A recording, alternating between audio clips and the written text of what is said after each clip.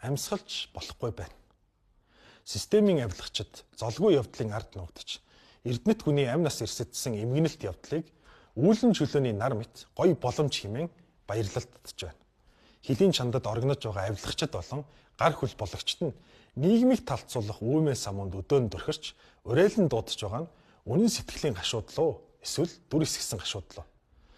Зориггүй ардчилсан нам хилс хэрэгт бүтгэгдэж, эрүү шүүлтэнд өртсөн олон 10 гимгүү иргэдийн зөрчигдсөн эрхийн төлөө ганц ч үг дуграагүй.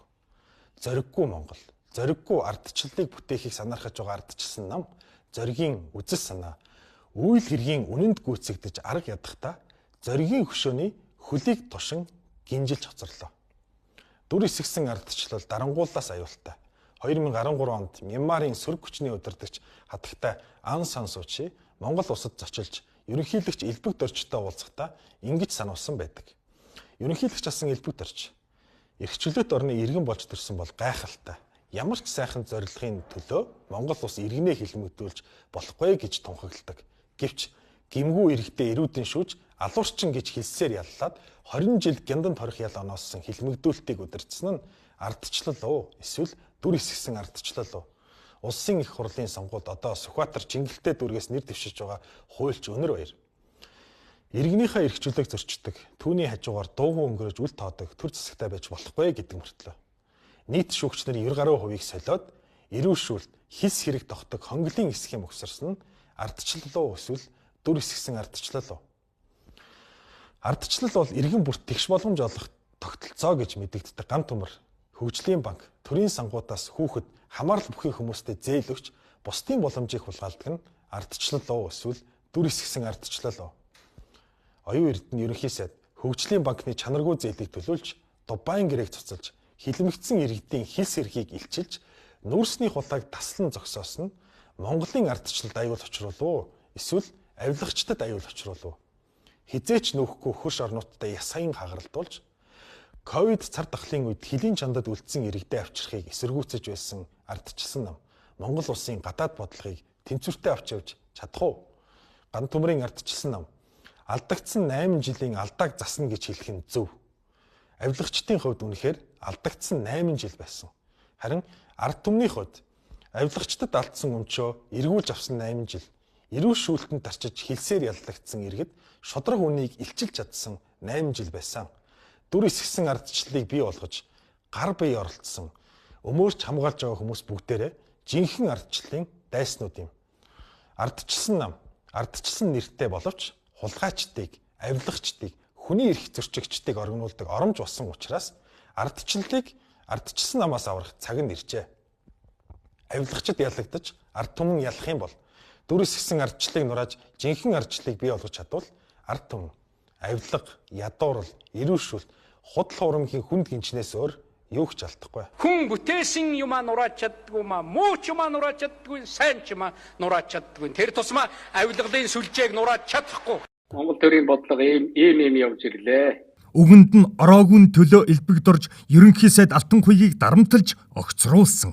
Надад 2хан сонголт ирсэн. Чи тэр 2 тэрбум Америк долларын хэтгэлтийг хүлээн зөвшөөр. Эсвэл огцрох юм л 2 сонголт байсан. Даанчтай энэ чи Монгол улсын ерөнхий сайд яаж тэгж болох вэ? Үгэнд орох боломжгүй. Ерөнхий сайд асан Алтан хуйгийг огцруулахын тулд зөвлөх Ган Сүх, Төмөрбаатар, эдийн засагч Мөнгөн Туянаар 2 жил хоригдсон. Би бол 263-ын 2 гэдэг заалтаар гэмт хэрэг хийдэг этгээд бишээ. Хүний баримтыг нь харуулахгүйгээр яаж ялж болт юм бэ? Тайлбарлах яага боломж өгөхгүй байгаа юм бэ? Өнөөдөр хүртэл энэ анхан шатны баримт ганцхан ярьдаг баримт. Бодвол өөрсдөө ашигтай хэрэгтэй унгана гэсэн юм л авчирсан юм шиг байна. Бусд нь хайцсан. Элбэг доржийн авилгын хэргийг шалгуулахаар авилгалтай тэмцэх газарт хандсаныхын төлөө Цогтбаатрыг 5 жилээр ялалсан. Хүмүүс над сүлд нь хэлээд байгаа. Тань шиг ер нь тэнэг хүн байна уу? Тухайн үед ерөнхийлөгчөө шалгуулъя өгдөг гэдэг. Тэр чинь миний л үүрэгчтэй төрийн албаагч тийм л байх хэвээр. За ингээд өгсөн үүрэгдэл дээрэс нь хүндрүүлэх нөхцөл байдал байхгүй, учирсан охирол байхгүй гэсэн мөртлөө 5 жил тултлана гэж байгаа байхгүй. Хамгийн дээдлийн хязгаараар.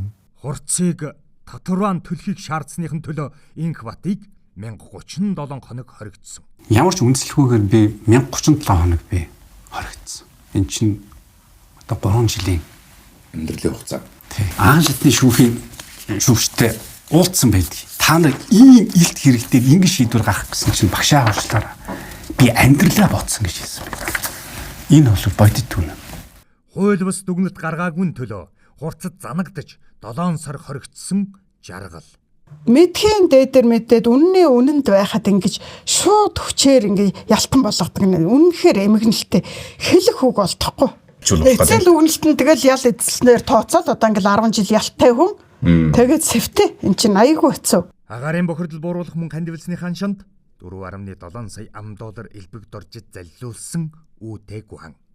Миний хөрөнгө оруулсан $4 сая залилсан тухайн үеийн ерөнхийлөгчийн тамгын газрын дарга, дипломатууд, авилгалтай тэмцэх газар, тагнуулын ерөнхий газрын дарга гэдэг бүгд холбоо хамааралтай нэг зорилготой байсныг би хожим ойлгосон. Монгол ардчил гажуудсан байхгүй. Наад Монголын чинь өнгө танигдахгүй болтой өөрчлөгдсөн.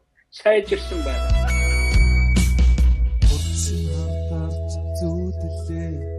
Уртгар намайг зовоо. Хэлэх үгийг мэн бодулж харахнуудыг халхалнаа.